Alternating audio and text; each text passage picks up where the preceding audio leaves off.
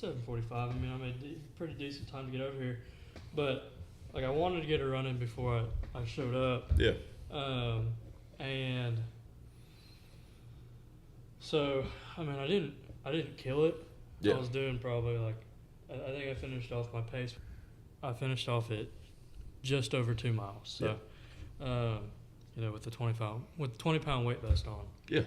It was. I was moving. I Felt like I was that moving. sucks. Yeah. And so, like, I got back and just like the blood started rushing everywhere in my body, and I just feel puffed up. You know. Ooh, yeah. You know what I'm talking about? Yes. Like Yeah. that's what I mean when I feel like I'm. It's like almost like a full body pump, almost. Like just because everything's everywhere, but not like a not muscle like a way. not like a thick pump. Yeah. It's no, just I get I feel what just you're like saying. Yeah. sucks. Yeah. Yeah. And so I was like, I should start doing it. I should start sprinting. But for me right now, especially training from the elk hunting and everything, I'm trying to build up endurance, cardio, working with that 20-pound vest, and really just. A good thing too, I've gotten some advice. So, and this is from somebody who was baptized by fire, his first elk hunt last year. I got there. We got to Montana. Me coming from me, because it was not very. It was as organized as you can expect 3 brain dead former athletes to organize it. Are we going? I'm going, man. Okay. Here, first of all, give me a cheers. There you go. And we'll see what we like, what we don't like. But anyway, here's the advice: the running is good. Real good. What would be real good for you is take your pack, like whatever you're going to be using to pack out everything and all your gear, and go hike around in your woods. Try to make it, I mean, maybe not your woods, but like go find a trail on Lake Grapevine or something and go walk 3, 4, 5 miles, you know, on top of like being in shape for hustling is good. Like Jacob Seeley told me his first time he took his elk was he's, first of all, he's a wrestler. Great shape. Like, he's not like us. He's in great shape. Yeah. And he had to do a Not lot of like sprinting. us. We're not like him. At this point in time, I know. we're not like him. Anyway, so Jacob, he had to sprint down this in the snow. Like, he had to sprint to go get the shot, which there's a place for that for sure. But as far as just getting to where you need to go, that's where the cardio comes in, of just walking. Like, we walked 10 miles that first day, which, by the way, I don't remember the last time I walked 5. So that 10 miles was a bit of a curveball. Yeah, no kidding. And the altitude, it just breaks you down, dude. Like, oh yeah. I mean, this past turkey season, same thing for me, just absolute grind, like 10, 15 miles. Yeah. And you just get through the day and you're like, I'm done. You wake I'm up completely so done. sore. Yeah. Yeah.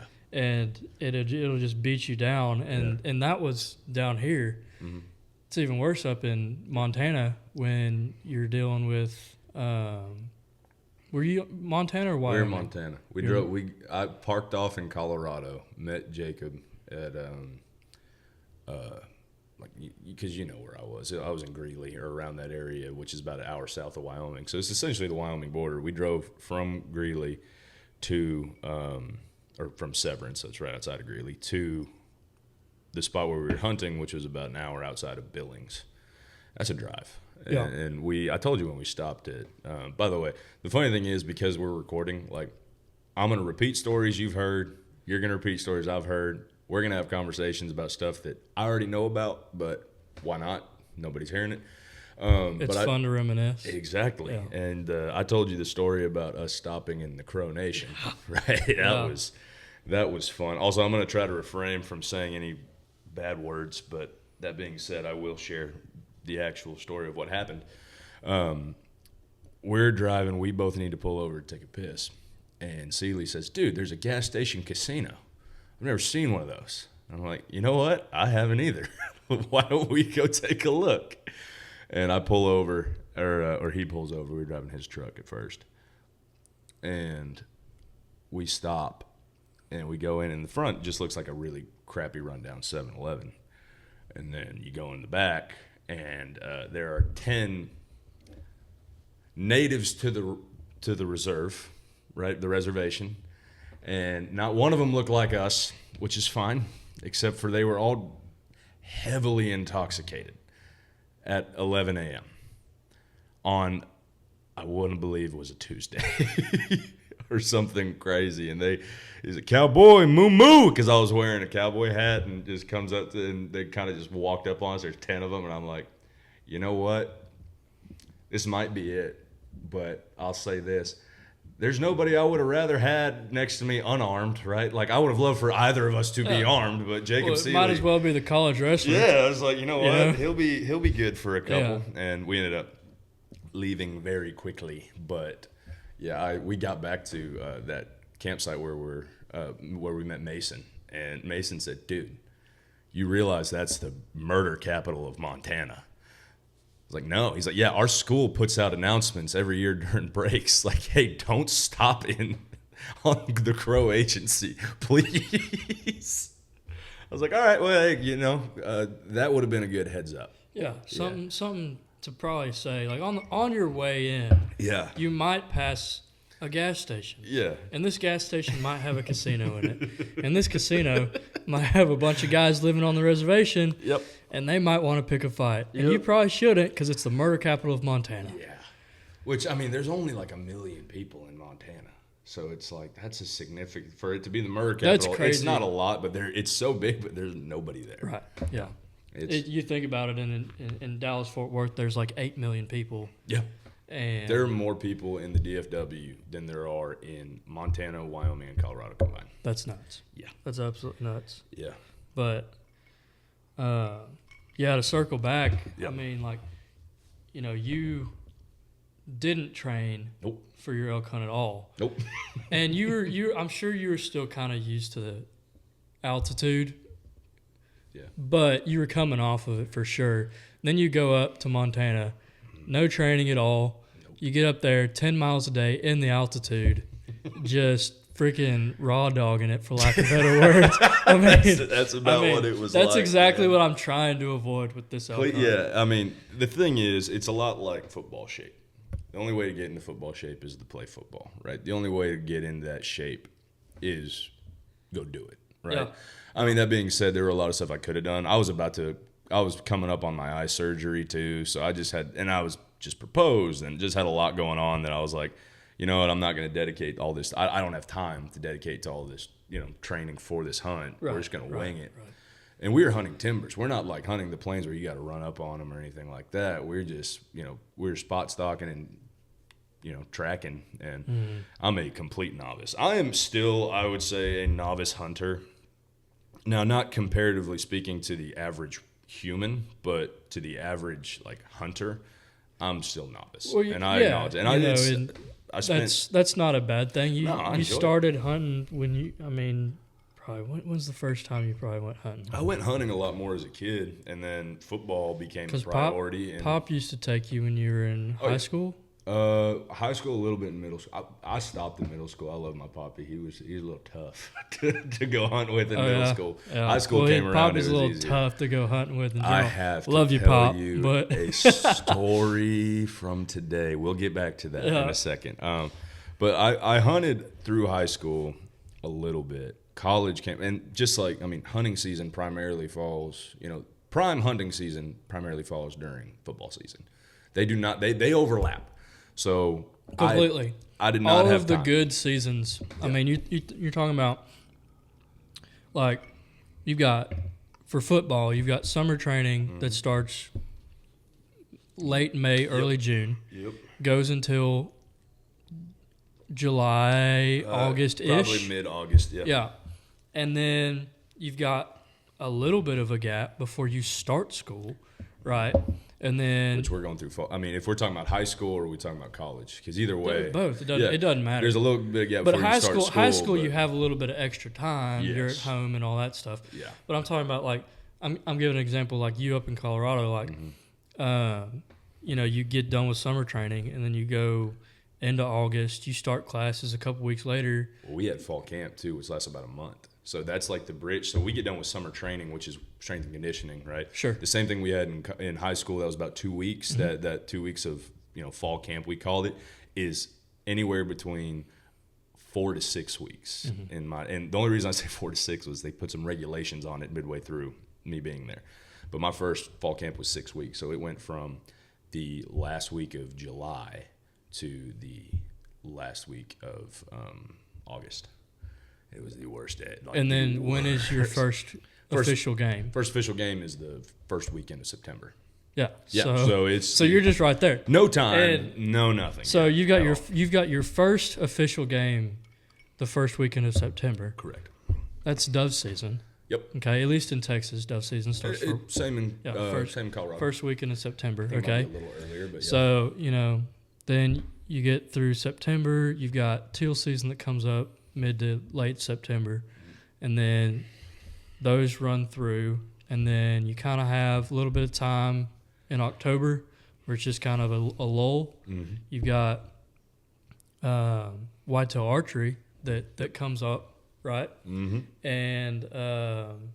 And then you shoot it in November, and November is when everything opens up. Yeah. You've got your rifle season. You've got your big duck season for waterfowl. You've got all that, and then in Colorado you've got your prime rut for elk is in September. Yep. And then you've got your rifle seasons that start the last weekend of October and going through the first couple weeks of November, and then whitetail, mule deer, and everything else kind of sprinkled in there as well. Yeah. So not a lot of time. No time at all being a college athlete. You start the same time that the seasons start, and then depending on how your season goes, I know yours was probably a little bit different, but if you can make it to the end of January, then, good for you. But that didn't happen with the only season that runs past January is if you have a government stamp for management tags for doe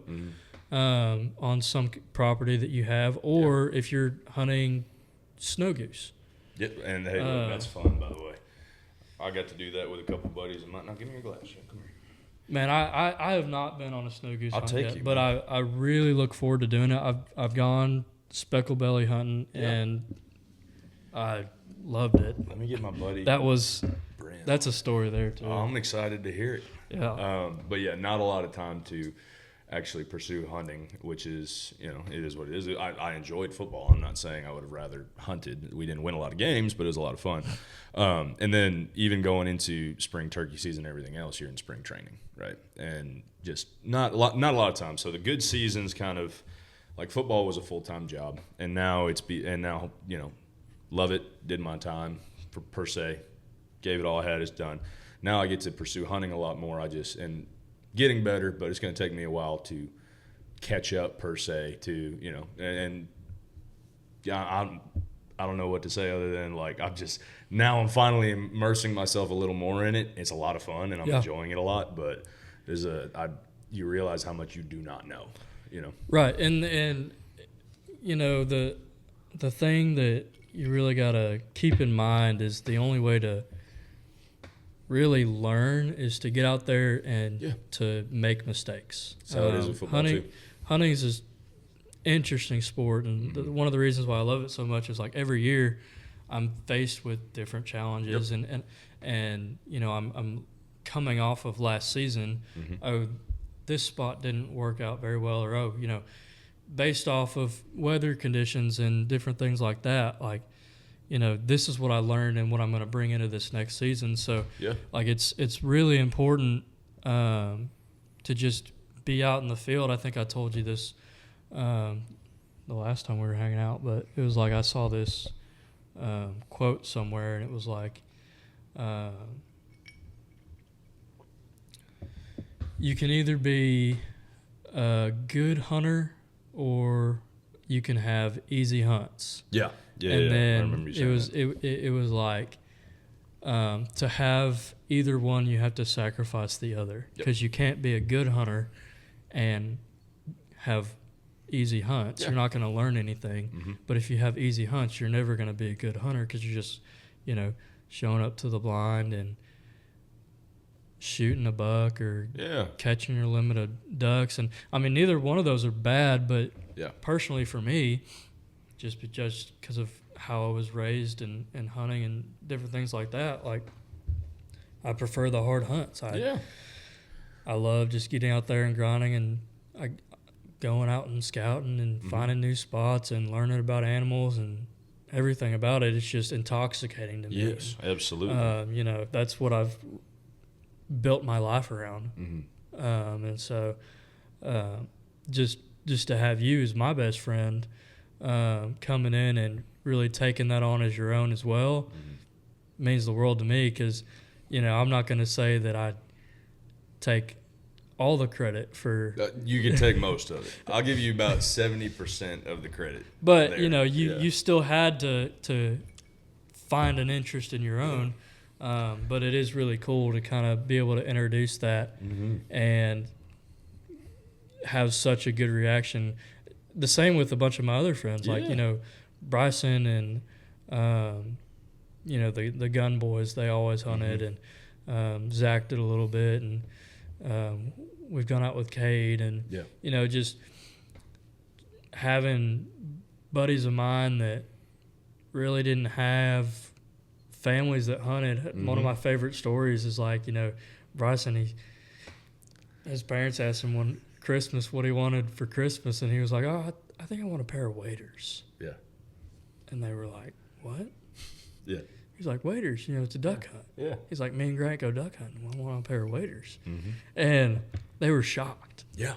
Oh, definitely. But I mean, now he's got a pair of waders, and he got a duck call, and he was calling pretty well last time we went out, because we went out. He can do a damn good national anthem. I can tell you that. Yes, he can. He can. On that duck call, man, he's a musician.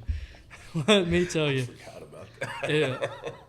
It's so funny. Bryson. I didn't get to know him a lot in high school, and then you started hanging out with him. Well, he was a cool guy. I like him. Yeah, I mean, I definitely got you got the short end of the stick as far as it went for high school. Like, I had you, but then I also had my high school buddies. Yeah. And my class was phenomenal. Yeah. I genuinely think that my class was the last good class that went through Liberty. And I can't speak for the ones that are going through now. Yeah.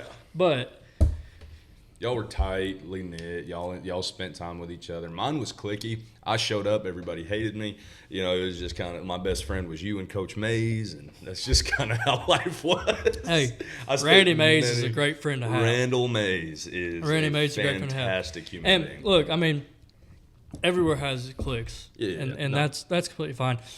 I also knew a handful of people from way back that were in my grade. So like, I went to preschool with the Guns. Yeah.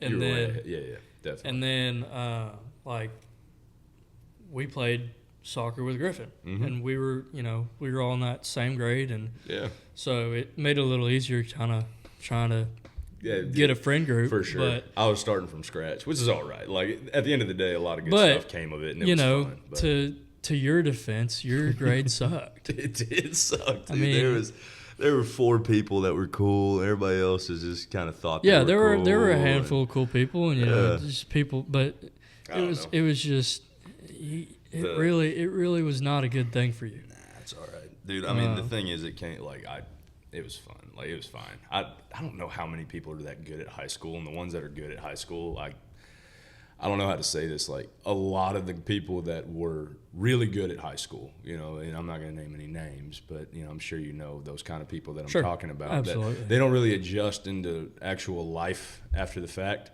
because they're, so caught up in who they used to be versus who they're going to be, if that makes any sense at all. Yeah, I think it definitely has to do with the individual. Yeah. But I completely get what you're saying. It's when you go from being, the big fish in the little pond, and then getting out into, now you're selling insurance and nobody gives a damn. Well, I don't know who sells insurance and who doesn't. But no, I want to go back to something you said about being you were definitely the person who got me hooked on hunting, and it happened, funny enough, because I had been deer hunting, and when I had gone deer hunting, first of all, every hunt is so different, which sounds weird, but like every animal you hunt for, very, very different experiences. Like 100%. Duck hunting you introduced me to, and that was the most fun I had ever had hunting. Period. Like, I think I was in your waders, dude, which, by the way, don't fit. All love. Don't fit. And I'm sure they probably leaked. I'm freezing cold, We're leaking. We're not matching camo at all. We picked. Absolutely not. And we picked, like, a horrible day to go out. The first time I went, we got, like, 2 or 3, and it was fine. It was cold, but it was fine. I'm sure, yeah. But, like, the next time we went out was Thanksgiving. It was Thanksgiving. And, by the way, all 3 of my least favorite and favorite all 3 of my worst hunting experiences have happened with you, and all 3 of my best hunting stories have happened with you, and they're all the same 3 events. So, which is all right. But anyway, one of the things, let me make sure here. I'm always worried that it may have cut out. But no, we went hunting on Thanksgiving, 2019. I think it was. It was either Thanksgiving. Yeah, it was Thanksgiving 2019 because it was right before the world just decided to crap out. Yeah, I just got done with my first official year. Yeah, and we'll talk about that too. That was fun, I imagine. But anyway, 2019, this season had just come and gone. We had a bye week at the end of our season. Because our coach decided, hey, we either want them the first week or the last week. I don't know why, but no matter what, we were playing 12 weeks straight of football, which was the worst. We had no depth. Ed McCaffrey, makes so much sense. That was actually Ernest Collins, but Ed McCaffrey was his success in both. Yeah. Well, hey. the logic there, phenomenal. Yeah. Why would you want to have a little bit of a break? Why not just play 12 games in a row? Yeah. Dude, we had so many guys hurt. Anyway, all that to say, we went out Thanksgiving morning. You'd sold me on this idea. Like, dude, it's going to be great. The weather's coming out. I just found this great spot, bunch of duckweed in it. It's going to be awesome. And we go out there. On paper, that spot was awesome. On paper, it was awesome. And we get there. First of all, my mistake was I ate a Twinkie that morning. That was mistake one because we went out there. And we sat in that. We didn't even have a blind. We were just sitting under a tree that was submerged. And that's like, the water's not, you're not getting in the water, but if you don't have insulated waders, which, by the way, I did not have, it's cold. Yeah. So I'm sitting there, I'm freezing. We haven't seen, it's pouring rain. It is cracking thunder and lightning. At one point, we didn't even check the weather. We just went out and said it's going to be great. No, I have a bad habit of not checking weather. Yes, you do. And it's been hereditary my whole life. Yeah, I know. Because we went out there, and it was, first of all, that was bad. There was one point I shot my gun just to feel the warmth of the barrel because my hands were freezing. Yeah, cold. It was a cold day. Yeah, and somehow or another there, though, that was a hunt that I was like, you know what? I want to do this again. We didn't see jack shit. Mm-hmm. I'm going to try not to curse, but there's one. But yeah, we didn't see a thing. Yeah, we didn't see anything. We didn't, all we did was just complain and talk about how cold it was, and neither of us wanted to leave. And then we were like, you know what? Let's go get home, eat some turkey. It'll be warm. And that was still a moment where I was like, you know what, this is something I want to keep doing. And got a pair of waders, eventually got a decent shotgun. And now I would say some of my favorite memories with you are from the duck blind. And I do plan on taking this thing to the duck blind at one point and just having a good time and some good conversation just like this in the duck blind. Yeah, hopefully kill a few birds. Yeah, last time, hopefully not we're going to check the weather because I ain't bringing this thing out in the pouring rain. That's just not happening. No. But, I know you've taken a lot of pride in introducing a lot of people to hunting, and it's been, I know it's been good for you. I know for a fact it's been good to me because outside of football, which was my identity for a really long time because that's all I did, it kind of gave me a way to continue to do stuff that was, one, enjoyable, but also difficult things, I think you need to do difficult stuff. You need to subject yourself to pain and to, situations that dictate you to work really hard. And I can think of no better example than getting out in the woods. Yeah, and it's definitely one of those things where it's nice to not have to, Yeah. but the elements have a way of switching on you Mm-hmm. just like that, and all of a sudden a nice day turns into a freezing cold, wet, rainy day. Mm-hmm. I had a situation whenever I was scouting for turkeys earlier this year, and I was out there and walking around getting used to this unit that I was going to be hunting, and I ended up walking the border of this property for a couple miles, and it was like a 585 acre unit. Mm-hmm. And I'd gone around it, come back in, and started heading back, noticed the rain clouds. Yep. And I hadn't checked the weather yet. Yeah, of course. It makes sense. Yeah, that's par for the course there. Yeah, buddy. yeah. That's on brand. But I was walking back, and all of a sudden I was like, man, that sounds just like a gobble. Mm-hmm. And I hadn't seen anything all day. I'd seen a couple tracks going through the unit, and so I was like, it's probably my imagination. I got to get going because it's going to start raining. Yeah. And I get about 50 yards further down, and I'm starting to walk through this field. And all of a sudden, I hear it again, and I was like, I know that's a gobble. Yeah. And if you ever heard a turkey gobble in the woods, you know exactly what it sounds like. Yep. And so I've ducked for the nearest cover I could find. It was just a little bundle of trees in the middle of this field. And I get down in there, and all of a sudden I look up, and there's two hens and a big old gobbler sprint across this field. Yeah.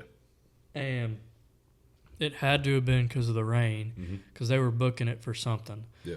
And so I ducked down, and they made it across the field, disappeared, and right before they got over the crest of one of the hills, I had my camera with me. I got a snapshot of them, and then it started raining. Yep. And I didn't have rain gear. I didn't have nothing. I was wearing, just regular clothes, pants, and pullover. Yeah. And had my camera with me, and I don't have an incredible camera, but it's nice enough. It's nice enough to not want to get wet. So I sat in there, and I was gonna wait out the rain, check the forecast. Doesn't look like it's gonna stop anytime soon. So I just kind of bunkered up, and next thing I know, that old Tom walks right out in the rain, starts strutting. Yeah. Snapping pictures of it, taking videos. Yeah. It's a blast. But, the moral of the story is like, even when you think it's going to be some kind of easy hunt, the elements tend to shock you. Even if you do check the weather, which I do recommend people do. And I should. As do I. And I should. It can switch on you like a dime. Yeah. But yeah. It'll make it harder than it should be just by the nature of the hunt. That's the beauty of it, is it's gonna be hard, and you're gonna go through tough situations, have to figure out what to do, and you just keep wanting it again and again and again and again. It's a freaking drug. Absolutely. And it's awesome. Yeah. And I mean, now, to be fair, in my opinion, and just off of the one time I've been hunting in Colorado, I've been hunting in Colorado for, I went duck hunting, I've been dove hunting, I've been goose hunting, and that's fun. But it's a different kind of hunt, right? So you're not really, if you are subject to the elements, you're sitting in one spot, you're not too far from the truck. That's just kind of how it is, right? And when you're waterfowl hunting or bird hunting most of the time. When it comes to turkey hunting, which is a lot more of a active hunt, if you will, where you're having to track, you're having to spot and stalk, all that. Like, that's where I would say, especially if you're elk hunting or you're mule deer hunting or whatever it may be up in Colorado, Montana, Wyoming, Idaho, Utah, whatever it is, but up in that northern branch of the world or of America, that is where the elements get scary. Because down here, We get heat, we'll get tornadoes sometimes, and we'll get some pretty decent those thunderstorms.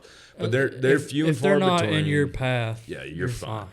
The thing is, though, if you're up there hunting in the wintertime or even up to the springtime, you can get caught. I've learned this term. This is a term let me introduce you to. It's called a snow squall.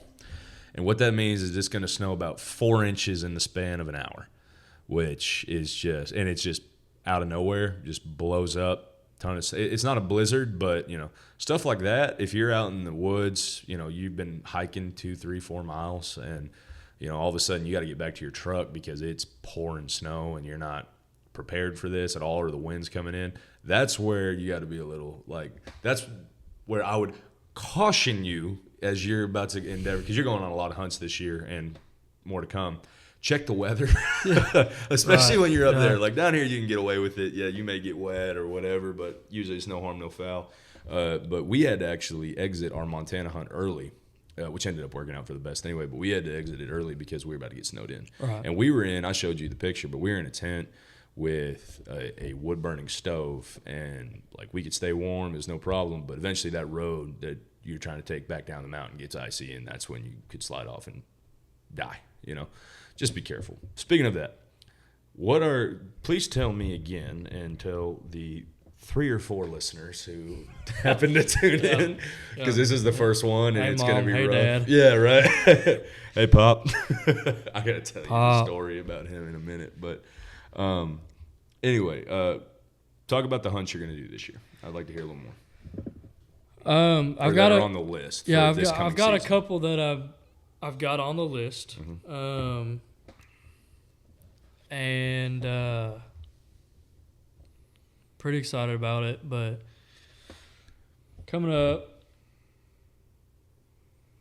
For those who can't see, he's pulling it up on his phone. I've got to kind of go through my calendar, but I mean, we've got, aside from the regular hunts, the ones that I have planned. Yeah. The trips, I should say, the hunting trips, because you and I are going to go duck hunting. Yeah. We'll do some side stuff. Maybe get on some hogs, maybe a deer at Barry's place if he hadn't, But that's not a hunt. That's not a hunting trip. Yeah. So last week of October, going into November 2nd, that's the time frame for the second rifle season in Colorado. I'm going to go up and do elk hunt with my uncle. He lives in Evergreen up there in the foothills in Colorado. And so now that I'm back home and I'm working and, the job kind of allows for different things like that, thankfully. Yeah. And so for those who don't know, by the way, Grant works for GSM Outdoors. It is an awesome, I don't even know. They have so much that I don't know how to categorize it, but it's essentially a hunting company, hunting gear, apparel, all of it. We own about 50 brands in the hunting and fishing space. So, and by we, I mean the company. Well, you're part of it. It's we, man. Yeah. So anyway, it's definitely it's a great company to work for. I've wanted to work in the outdoor hunting industry since I was 11 years old, and it's a dream come true. But, absolutely. I didn't. With that being said, I'm using up all of my PTO to go on these hunts. But yeah, so I've got the elk hunt at the end of October going into November. Me and my uncle are going to go up there, and I'm going to purchase an over-the-counter tag for elk, and we're going to go try to get in there and find a bull. Yep. Super excited about that. Really looking forward to it. Training. And it'll be my first elk hunting experience, so it won't be my last. I'm going to get hooked on it, I know. Yes, but you will. I'm very excited to go on that. And then going into the second weekend of November, me and my neighbor, Sheldon, we're going to be going up to Kentucky for the opening season of rifle for whitetail. Nice. And big deer up there too. Yeah, he's from Kentucky. We're gonna go up right around outside of his hometown and hunt a property for a weekend maybe going into the week. I don't know how many days we're gonna be up there, but depends on what what it's looking like. What we decide, but hopefully get a nice whitetail out of that. I know Kentucky has some good bucks, so looking forward to that trip. And then I got invited to hunt a property in Oklahoma. I was working at an event called Buck Ventures, and real good group, Christian community.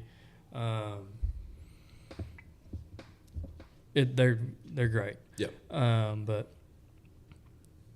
I was talking to one of the pro staffers there, and he graciously invited me to come out to his property and hunt whitetail. It's going to be tough because peak rut's kind of in the time frame of first week of November. Yeah. And I'm going to be booked. Yeah. So I might do a late season whitetail hunt out there, which would be cool. But Oklahoma's kind of screwed everybody that wants to go hunt there, especially out of state. Why is that? Well, they raised the price of an out of state tag tremendously. It originally, and what's it now? Because Colorado's trying to do the same thing. They're actually trying to, I believe, I may be speaking out of turn here, but I believe they're trying to, and I mean, they've been trying to do a lot of stuff. It's because their freaking governor, who I won't say the word for him, but he's a different kind of guy. And anyway, he's trying to kind of ban out of state hunters. So they're trying to, I don't know what the exact deal is, but anyway, what are they doing? Yeah, no, that's the stupidest thing that I could think of. Because the most important thing for a state to have is hunters. Yes. Because when you purchase a hunting license, the money that comes from those licenses goes directly to conservation and wildlife. Mm-hmm. So when you raise the prices of those licenses, you're deterring hunters from coming and hunting in your state. Mm-hmm. A lot of these states are like, well, we get too many people that come in and hunt, and our populations are dwindling and different things like that. Whatever. Yeah. Regardless, in my head, you want people to come hunt your state. Agreed. And that's just me. Not to mention, like, let me say this as well. They're trying to put, and they may have already done so, put mountain lion hunting on the, like, banning mountain lion hunting on the ballot. They're close. Yeah. On top of that, so elk populations in Colorado, for people who don't know, run rampant to the point where they decided it'd be a good idea to introduce wolves to the population again, which was stupid. All they've done is kill cattle, and that's fantastic because Colorado's more of a ranching state than anything else. And they're not controlling the elk population at all. And then the mountain lion population is running rampant too, to the point where because they're everywhere. They're in neighborhoods, they're eating dogs, they're eating kids, and they're trying to, because it's a cool animal. Yeah, 100%. Like, I'm not going to say it's like a pandemic, but like in terms of or an epidemic in terms of like mountain lions killing people, but they're killing small animals, they're killing dogs, they're finding their ways into neighborhoods, and they're going unchecked. I've heard, like, in California, and I know California has the strictest laws out of any state, but yes, the coyotes and mountain lions out there getting any kind of pet that they want. Yeah. Why shouldn't they? They go on, like, they're just living. Anyway, we interrupted though. What are they doing in Oklahoma? But to go back, so Oklahoma raised the price of their out-of-state tag. I don't know what it was before. I know that 2 years ago I purchased an out-of-state turkey license, paid like $115 for it. Totally reasonable. I don't know what the difference that would have been for a whitetail tag because I didn't buy a whitetail tag, but whitetail tags as of this year are like $900. Yeah, which that's almost because like it's $1,000 for bull elk in Colorado. 850. Like, is it really? Yeah. I thought it was more than that. I guess after taxes, it's Well, getting close. And all I mean, that. it's not within fun that to realm. pay for. No, absolutely. But you're I'd going rather to- pay for an elk tag in Colorado than a whitetail tag in Oklahoma. Exactly, because, I mean, correct me if I'm wrong, Oklahoma is not particularly known for their deer hunting. I know it's decent, but they're not like a Kansas and Iowa. Yeah. It's not like if That's Kansas, not a dream Kansas, hunt. yeah, Kansas, you have to draw a tag, and different things. Like, I'm more excited for my Kentucky whitetail hunt than I am for my Oklahoma whitetail hunt. Sure. But at the same time, it's still a hunt, and I'm super thankful to even have gotten the invitation in the first place. Mm-hmm. But it's just like, it hurts Yeah. pretty bad to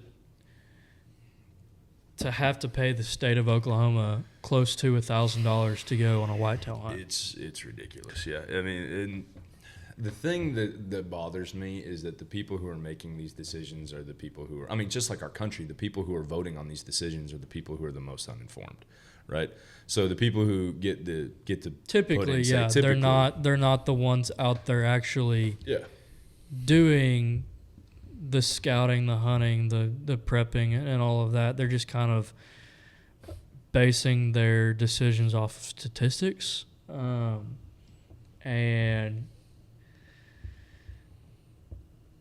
it's a really interesting thing. People that aren't involved in an outdoor lifestyle, how disconnected they are. Yeah. The kind of people that they shop at the grocery store but don't really know where their meat comes from. Yep. Those kind of people. Yeah. It just makes it really difficult to level with certain folks because They don't understand. Yeah. I mean, I always I kind of compare most everything to football, right? Like, Sure. It's the people who were saying that athletes had it easy in college, right? And the exact opposite is true. Or those are the people whose opinions, and you hear it's like, well, I'm working 60 hours a week while you're just sitting here doing whatever, right? Like, it's different, and the people who aren't involved in it don't understand it. Yeah. And those are the people who a lot of times it feels like are not necessarily making the decision. In Colorado, that's the case. People who don't know anything about it are the ones making a decision. Like Governor Polis's husband, because that's the situation over there. Is what it is. But big animal rights activist, and not even activist, like I don't know. It just doesn't. He's I don't know what he's doing with dogs, but he's a big animal guy, and neither of them have any hunting background. Neither of them have spent really any time around wildlife, and they're the ones making the decisions. So it's silly and it's frustrating, and I imagine that plays a key factor into a lot of the stuff that's going on in the hunting community and legislation regarding that. But anyway, I do hope you go enjoy those hunts. Are there any other ones? Because there's a turkey one too, right? I know a couple people that have different properties that have turkeys on them and stuff like that. I hopefully get invitations to those as well. Yeah. I'm not going to name any names for this hunt. You're good. I'll tell you after the podcast. Sure. But I might be going up to do a pheasant hunt in North Dakota. Ooh. Or Kansas. One of those. North Dakota or Kansas? Yeah, something those like that. Those are very different states. And, like, geographically, those are very different states. Might be doing a pheasant hunt that would be really cool. Yeah. But other than that, I mean, my month of November is packed. Completely. Yeah. And which is cool, though. That's a really cool thing. It's the first year I've really had scheduled hunts. Mm-hmm. And I'll still be doing waterfowl hunting at home, whitetail hunting at home,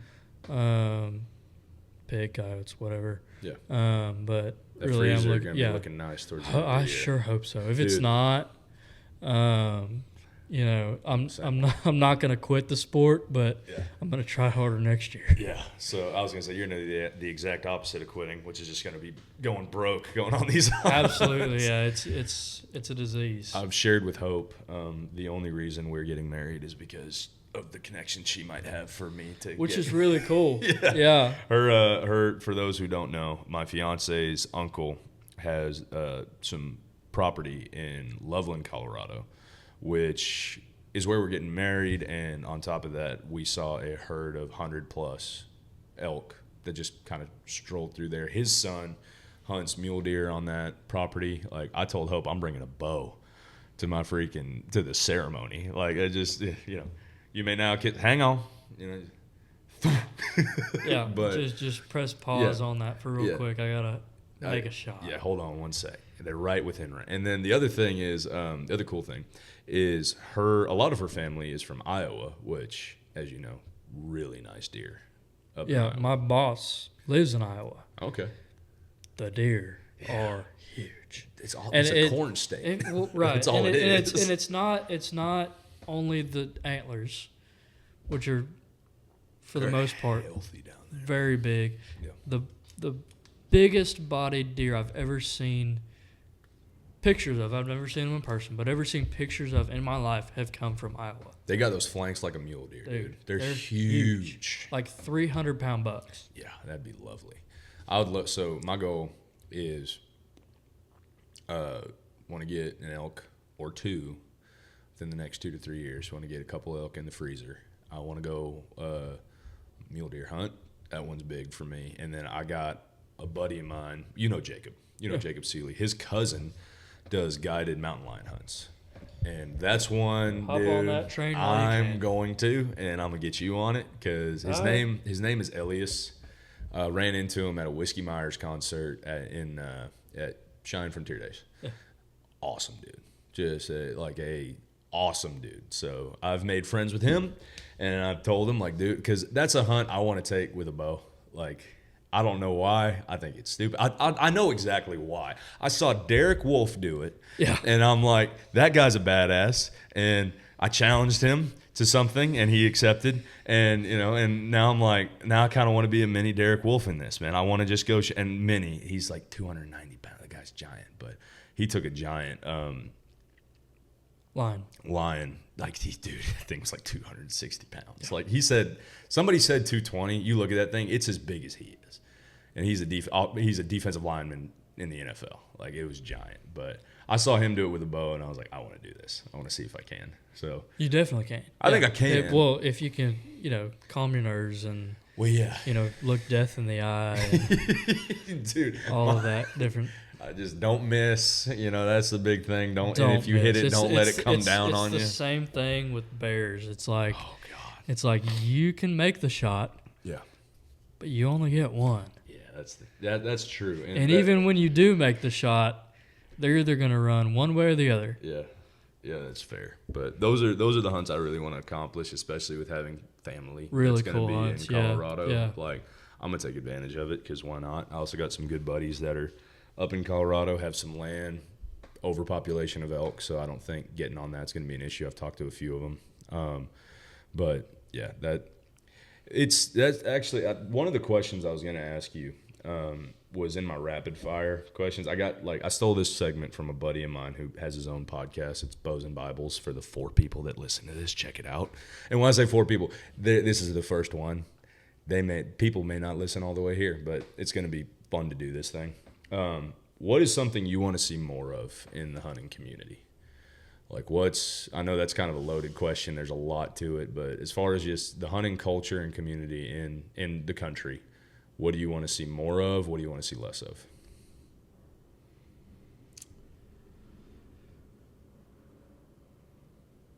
Man. That one's hard, dude. What a question. I think specifically for Texas, and, this has to do with my situation right now because I do mostly public land hunting. Mm-hmm. Just accessibility, and accessibility for different species of animals and things like that. I remember I was turkey hunting this spring, and I ran into a couple of guys. They were from Minnesota. Okay. And they were trying to get their slam. And if you don't know what a slam is, it's getting a turkey from the different types of turkey. So you got your Rios, your Miriams, your Osceolas, and your whatever the last one is. Sure. Don't fry me for it. I'm not a big turkey hunter, so what you say is law around here till I can Google search it. Yeah. Anyway, they were trying to get their slam, and they came down to Texas from Minnesota, and they were like, the first unit we went to was a tag draw, and you had to draw a tag spring of last year in order to be able to get one, and then went to a couple other places, and it's just like the properties that you can hunt are very limited, specifically in Texas. Yeah. So, I'd like to see a little bit more openness. Yeah. To just kind of making it easier for somebody to just be like, all right, I'm going to buy a hunting license and just go hunt. Mm-hmm. Whatever season it is, and just get out there. Because really the backbone of hunting in general are the hunters that are doing the sport. Yeah. Conservation is a big thing that comes from that. You like I said earlier, when you pay for your license, that goes directly towards conservation, research, different things like that. Mm-hmm. And I think I want to see a lot more of just public land access kind of opening up, and being a little bit easier to, specifically turkey hunt. I know turkey numbers are down in a lot of states, but in Texas, I know that I think I saw this statistic where it's like 90% of the counties in Texas have turkeys. Yeah. And I see them all over the place, just not in the field. Yeah, exactly. The turkey I was missing, by the way, was an Eastern. Okay, gotcha. And so, when you get that slam, it's a pretty big deal. You get different credentials when you turn it in and stuff like that. So it's a really cool thing to do. And so those guys, I don't know if they got a turkey when they went up to Oklahoma. Yeah. They said they were going up to Oklahoma for the next couple of days. So hopefully they did and came back home with a slam. But I don't know. Apart from, just easier access, I think most hunters are unanimously agreeing about this, but just getting the youth involved in hunting in general. Like I started hunting when I was 10 years old, probably, and I started late. Like, I want my kids to start hunting when they're 3, 4, 5, 6. Absolutely. But what are you gonna do? Yeah, it's when mom says you can't hunt, you're not hunting. So I didn't start until I was like 10 years old. Right. Fell in love with it once I did, but getting young hunters involved at an early age and really enjoying it, that just cements that the next generation is going to care about it as much as you do, which means there's going to be money going into conservation and research and wildlife management and different things like that, which means that,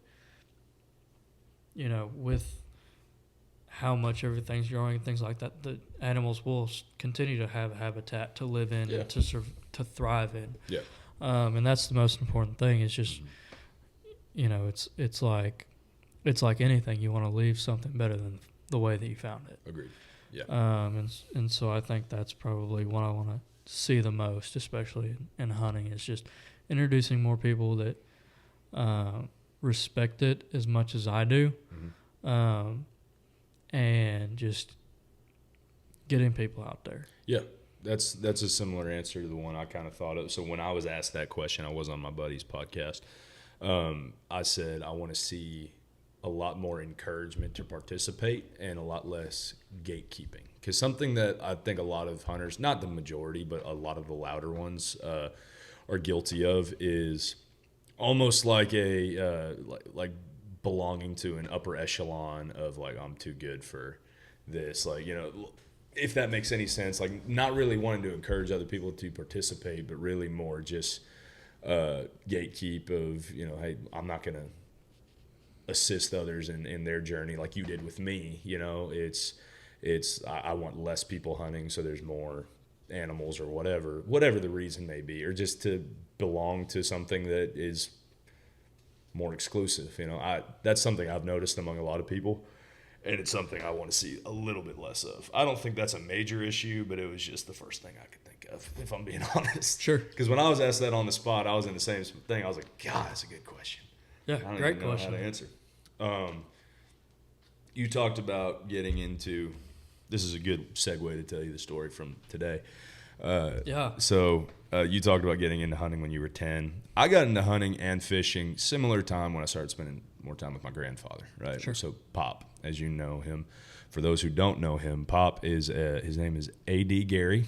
He is a Vietnam vet, former fire department firefighter, just a crazy SOB in every way, shape, and form. And represented our military. Yep, and I want to get him on this. I don't know if he ever will. He has the best and dirtiest jokes you'll ever hear. He is an absolute lunatic, a walking HR violation, and I want him on this thing. So we'll see if it happens. I'll smack the E on it, you know, for explicit. Yeah. Anyway, so I called him because he's getting older. He's not old. Like, he's old, but like, you know, not in a bad way yet. Well, but late 70s probably. He's late 70s, 78, you know. But, you know, that being said, I called him and I was like, hey, I get the day off tomorrow, i.e. today. If you're not busy, I checked the weather. It looks pretty nice. Let's go fishing if you're up for it. You know, he said, I'll do it. Let's do it. Sounds great.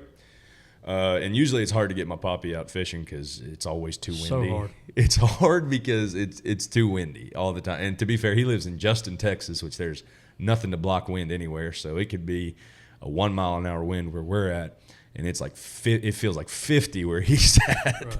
But anyway, we ended up going. I got there early this morning. We hooked up the boat to my truck and went to Moss Lake over in Gainesville, or near Gainesville. And first of all, it started out good. It did start out good because I backed that boat in perfect the first time, you know, which Beautiful. That is a test of manhood. Hey, I don't care look, who you are. You've come a long way. If you have a daughter and she starts dating and you want to put this sounds weird, but if you want to check and see what this kid's about, you need to see how he backs a trailer down a boat ramp. But anyway, backed it in real good. I adjusted a little, but you know, it went well, you know, which is the test of manhood. Got it in, hustled up, parked the truck, and then he picked me up at this little dock. And we're driving and we're telling stories as always. And midway through, I'm in the middle of a story, and I just hear, we're screwed. Well, he didn't say screwed, but I'm not going to say the word he said on here, right? Yeah. I'm like, what happened? We're about 100 yards out, and he's like, I didn't put the plug in the boat. Of course not. And I'm like, oh, my God.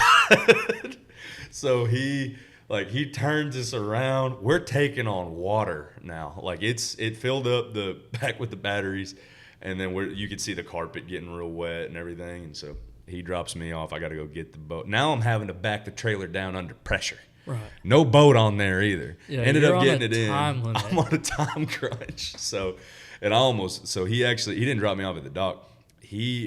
I'm barefoot because I got out because I thought, you know, he said, hey, see if you can hoist this thing up a little bit. We can get the plug in and I can use the bilge pump, get it all out, you know. It did not work. So I had to go get the trailer, back it down. We get it in. and we start draining, and he's like, I can't believe I've never done that in my life, whatever. Of course not. He hasn't, and, but hey, it is what it is. And we ended up getting it, drained and had a otherwise decent fishing trip. And when I say decent, we caught one. I caught one. Yeah. I caught one within the first 15 minutes, and it's like 2.5 pound bass. I'm like, this is gonna be all right. And we did not catch. I mean, he caught a little ditch pickle, which was like 12 inches and maybe a 1/4 pound. But no, dude, that was a rocky start to the morning. And then we got back. Or this is before we left. My Grammy was texting my mom last night. It was just like, their copperheads are out. We just killed a giant one, whatever. And I told him, save that copperhead. I want to make something out of the skin, right? And I actually have it in my freezer right now. Nice. It is a 30-inch copperhead. Wow. That thing was huge, man. But I come out, and he's like, come take a look at this. And I'm thinking he's going to scare me, But he had that thing laid out. It was absolutely huge. Anyway, might be able to make a hat band with it. I was going to try to. I got too big a head, probably. Yeah, I had to cut the first. Long enough, I had to cut the first 4 inches off of it because the head was kind of mangled. But I don't know. You could do something cool with it. Yeah. But no, he forgot the drain or he forgot the boat plug. We had to. Good job, Pop. Yeah, we're proud of you. Yeah. Speaking of hat bands, sure. I wanted you to talk a little bit. Just a little bit, because we're coming up on an hour, and I don't know how much longer people are going to listen. I want to ask you really quick, just dive in. I had an intro for you on here. I decided to just wing it, but one of the things I had on here was athlete, alcoholic, and amateur rodeo clown. Easy on that. I know, I'm joking, dude. I'm totally messing with you. He's not. For the people who are listening, he's not. But anyway. I want you to talk a little bit about your little endeavor diving into the world of rodeo, specifically bull riding. Yeah, I mean, it's not a very long story. No, it is not. Yeah, but I mean, I've always been drawn to the cowboy lifestyle, and growing up. If you know my mom, she's not for that at all. I used to always joke with her. I'm like, I'm gonna go ride bulls and skip out on college, whatever. Yeah. So it was always my joke. So school up in Fayetteville, and I was staying up there for the summer doing summer classes because it's what I like to do. Mm-hmm. And me and this old boy started talking and playing together pool, and we were up there that summer and go to this bar called Sideways, and if you wanted to, you could get Sideways there. But yeah, it was real fun because we'd just go up there and you'd claim a pool table, and then if anybody wanted to play you, you'd play for drinks. So like if you won, you'd win a drink. Yeah. Well, I'm not a terrible pool player, so I won a couple drinks and started playing back and forth with this guy, and he's from Fort Smith, and started talking. He's like, you look like you rodeo. I said, no. I was like, I played sports in high school, everything like that. I've always wanted to. Yeah. But just never really could. Yeah. So he's like, well, what do you want to do? Like, if you could rodeo, what would you want to do? And I was like, man, I've always wanted to bull ride. Yeah. And he was like, you want to go? I was like, what do you mean you want to go? He goes, well, he's like, I've been going down to Oklahoma, and he's like, there's an arena there, and an old Hall of Fame bull rider, he's running it. His name's Terry Don West, mm-hmm. And he'll let you get on any bull for $20. And I was like, shoot, dude, that sounds pretty cool. Yeah. He's like, Break your neck for $20. We were there on a Saturday night. He's like, I'm leaving tomorrow morning at noon. He's like, bull riding starts at 3. I said, okay. Mm-hmm. I'll see you there. Yeah. So, wake up the next morning, dust off my hangover, get over there. And I wish I would have kept it. Because, boy, let me tell you, the nerves that I had driving out to Henrietta, Oklahoma. Yeah. It's 2.5 hour drive from Fayetteville, Arkansas. Yeah. The nerves that I had were unreal. I mean, I'm just rolling up and down. And we brought a couple beers, got there. He's like, you're going to need these. I said, I know. Mm-hmm. So we got there, and I mean, we got in, and I didn't get on anything rougher than a steer. Yeah. And got in the buck and shoot, had on a dirty old freaking glove, hand-me-down bull rope, had no spurs, and wrapped in. They're like, nod. Looked over. I was like, I'm ready. I'm ready to go. Yeah. Go. Bucked out, and I got through my first jump, and my entire body felt like it got struck by lightning. I'm talking like every single muscle of my body went into shock. Yeah. And I mean, this was just a steer. Yeah. It's just a practice bull steer. And I go, oh. Made it probably 2 more jumps, fell off, jumped up, yelling, hollering, screaming, everything. Yeah. I was on top of the world. It was the most adrenaline I've felt in my entire life. Yeah. Got on a couple more bulls that day, steers. And then, ended up doing that for the next year. Mm-hmm. Worked my way up to bulls. Nothing too phenomenal. Yeah. Practice bulls, and, we went to a couple of lottery buck-offs and things like that, but just, kind of living it, and it was fun. Yeah. It was a lot of fun. I certainly enjoyed the couple videos. Yeah. I will say I enjoyed those quite a bit. But it is, I have an immense respect for real deal cowboys, and it's something that I'll continue to strive to be my entire life. Is just that ideal cowboy. Yeah. Whether or not I ended up making it or not, it doesn't really matter, but it's just a lifestyle you want to embrace. Right. Yep. Yeah, it's just in my opinion, it's the greatest life to live. Mm-hmm. There's nothing better than it. And if you ever meet a real deal cowboy, you get done and you're like, that's the freaking guy. Yeah. You can't help but respect him. And that goes for rodeo athletes and real deal cowboys and all of it. It's just like that cowboy lifestyle.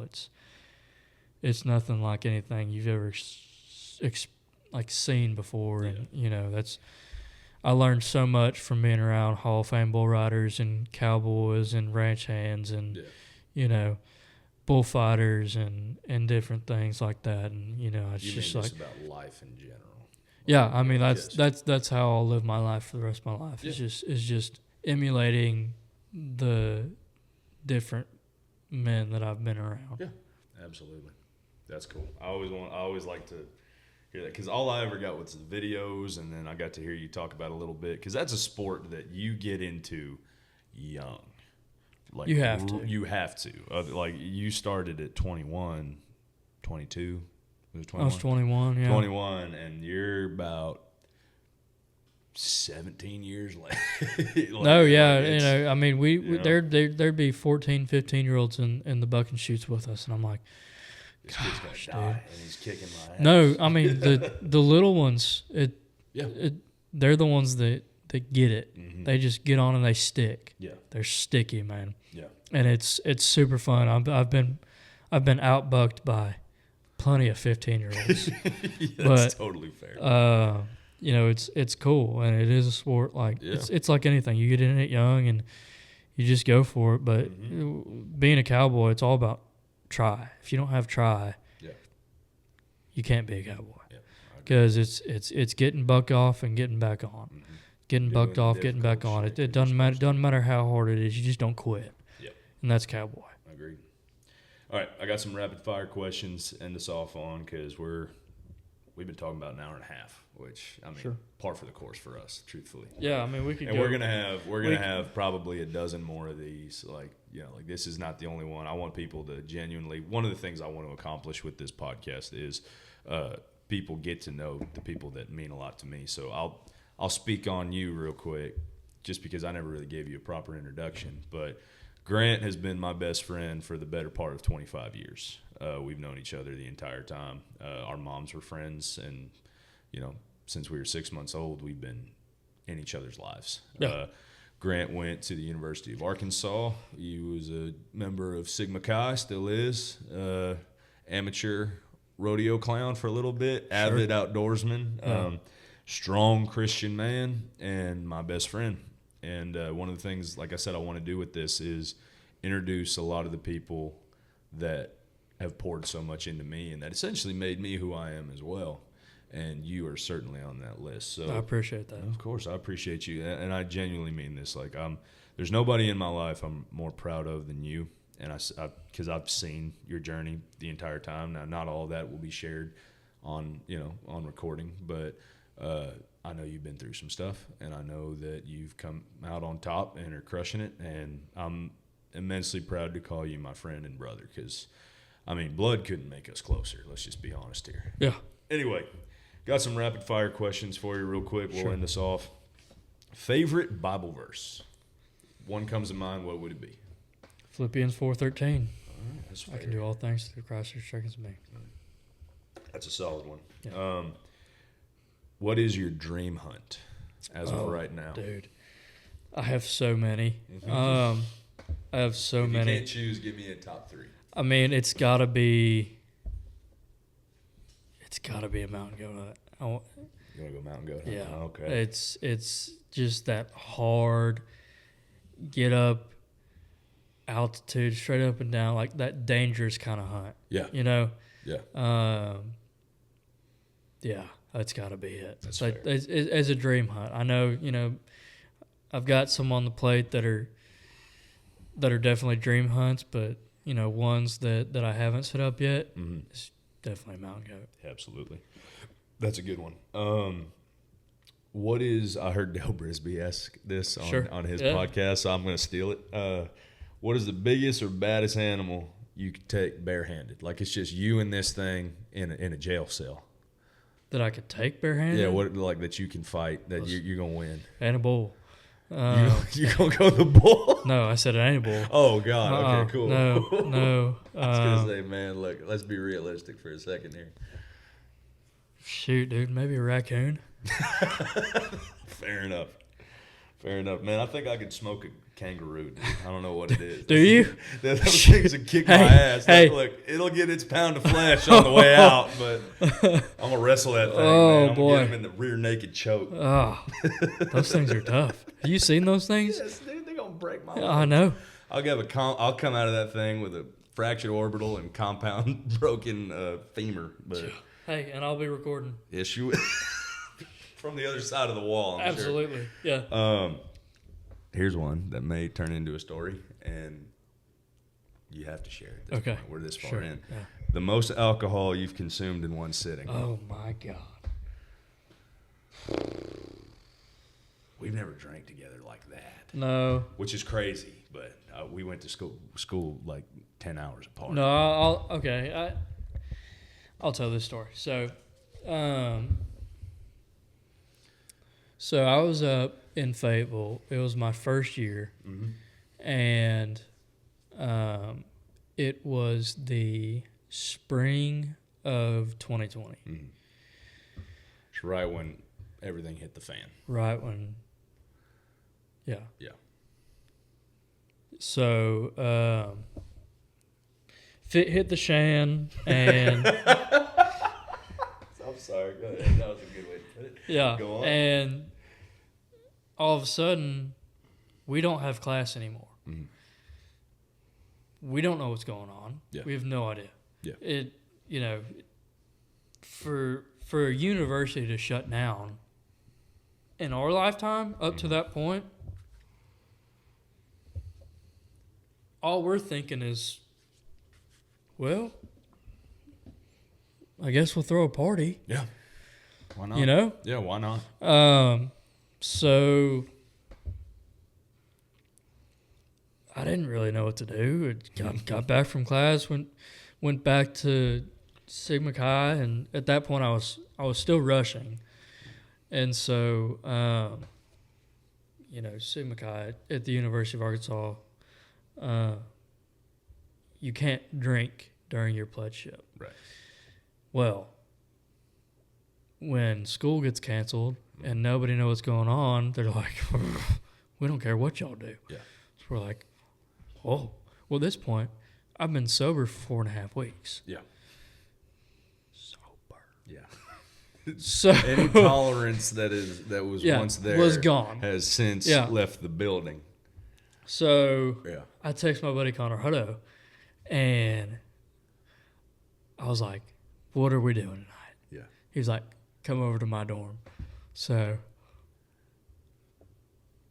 I had nothing else to do. We went over back to his dorm, started drinking, things like that. And Connor's funny. He's one of my best buddies. We were roommates for my last year. Mm-hmm. I met Connor. He's a good guy. Yeah, he went viral on TikTok. Oh, did he? Yeah, he posted a video to the song of International Harvester. Okay. You know that song? Yes, yeah. Yeah. Greg so Morgan? yeah. So he went viral on TikTok. So funny. But he's a real good buddy of mine, and so went over there, and he was like, we're gonna have fun tonight. And I was like, oh. Sounds good. I was like, I need it. Yeah. So I just got here. Yeah. I was like, yeah. So we hung out. Me and his roommate JD were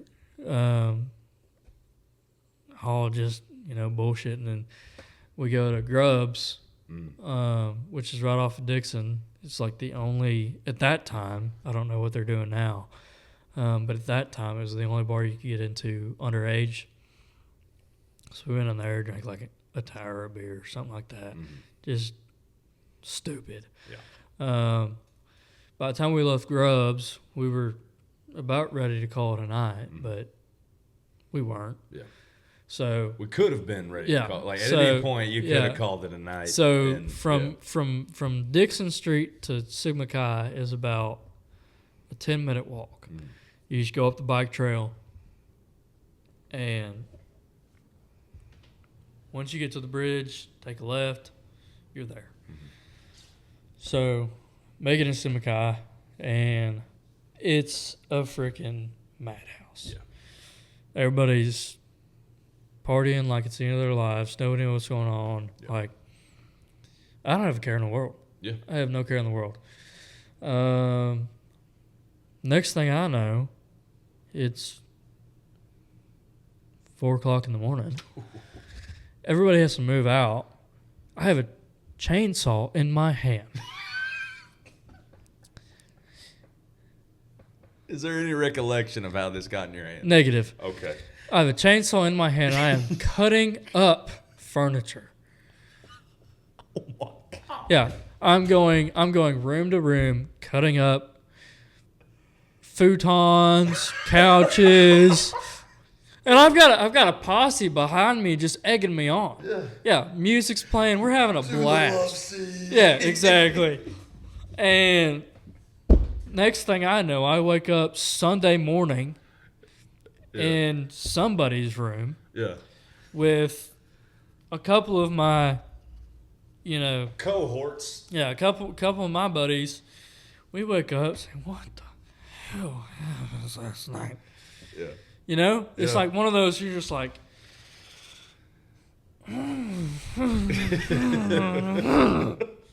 We're trying not to cuss. We're doing our best. I'm proud of us thus far. but you're just like, man, I hope this doesn't wreck my future. Yeah. Like, we don't know what happened. We don't know who we might have killed in the night. Yeah. So I woke up and everything was okay. Mm-hmm. I mean, Relatively speaking, speaking, everything was okay. Yeah. I start looking around. Like I found my phone, all that stuff. I can't find my keys. Yeah. Can't find my keys. Yeah. Where are my keys at? Mm. Can't find them. Yeah. So I start backtracking what I did last night. So I'm going room to room. Oh, man, that couch doesn't look good. I sure wouldn't have liked to meet the guy that did that. Go into the next room. Man, what happened in here? I'm like, shoot, dude. Chainsaw Massacre last night. What is going on? Your nickname wasn't Texas Chainsaw Massacre. They missed out on an opportunity. But I'm like, I'm going room to room. I can't find my keys. Go all the way down the bike path. Go up to Grubs. I'm like, hey. I'm like, y'all have my keys, don't you? No. It's like 11 a.m. on a Sunday. I don't know what they were doing there. Probably cleaning up. Yeah. Oh, dude, we didn't go to church. I'm messing with you. Look, y'all saw God. Good Make Lord. no mistake. Yeah. But y'all did not go to church. Thank you, Jesus. But I did not want to see him that Sunday. Yeah. Went back to Connor's dorm and couldn't find my keys. Nothing. I don't even know how I got keys. Yeah. But what I do know is I had to pay $125 for a new fob to get into my apartment. Ooh. To move out of my apartment to get home, to spend the next 6 months at home partying it up. Yeah. I mean, relatively partying by fishing. Yeah. During the waking up to Wendy's ducks. Yeah. Exactly. Because we had an extended spring break. Yeah. That turned into a summer break. That turned into Don't I know? But I mean, we fished all the time. Yeah. But that 24-hour span was probably the drunkest I've ever been in my entire life. Yeah. No doubt. There's freaking holes in the story as all get out. I couldn't tell you what happened that night, but I could tell you what I kind of remember, and that's what it is. Yeah. Good night. I had never heard that story, and I'm so glad you shared it on recording because that makes me so happy. All right, last question, and then I'm going to pray us out. Sure. Because after a story like that, I feel like we both need it. Yeah, we need the gospel after that. Give me some good news to end this episode on. Just some good news. Oh, man, God is good. Mm-hmm. God is good, and, there's so much to look forward to. Mm-hmm. So many hunting seasons coming up. I mean, less than you'd like, but more than you can count. Right. And, it really is a blessing every day to wake up and just live life the way we're living. Mm-hmm. It's so good. I thank God every day for, the man I've become, the people that I've met and know, and I thank God for you and all my best friends and just everything that I've been blessed with. I've been blessed with more than I deserve, absolutely. But, God is so good. Yeah. And, there's a whole lot of hunting seasons to come. That's what I always say is what gets me into next year is knowing that there's another whitetail season, there's another duck season, there's another elk season, there's another mule deer season. It just keeps me going. And man, I look forward all the memories to come. And I know that, 10, 20, 30 years down the road, we're going to be telling new stories and how we've grown and experience we've had, and, just hunting stories. I can't wait for that. And especially now, congratulations, you're getting married in September, and crazy. You're going to have little Brookses running around. Maybe not quite immediately, but maybe, hopefully. But you will. Yeah. And, we're going to teach those sons of guns how to hunt. Yep. And that's going to be a lot of fun. So I agree, man. So that's something good, dude. Yep. That's something good. I couldn't agree more, man. Let me one last little sip here. There you go. And one.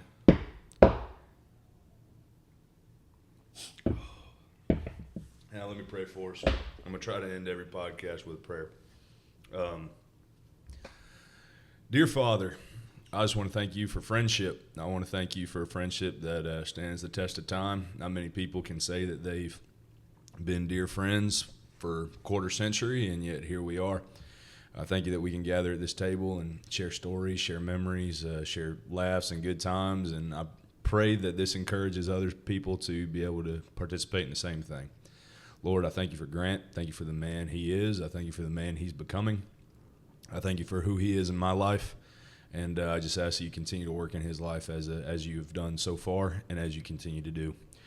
Pray for all the people we love and care about. Pray for all the things we care about. Pray for a lot of good luck this year when the season does come. And Lord, we just ask that you will bless us in ways that are immeasurable. I pray that you will let us work through us to reach others. And just thank you so much, God. It's in your name we pray. Amen. Amen. Good deal. Episode 1 in the books. Woo!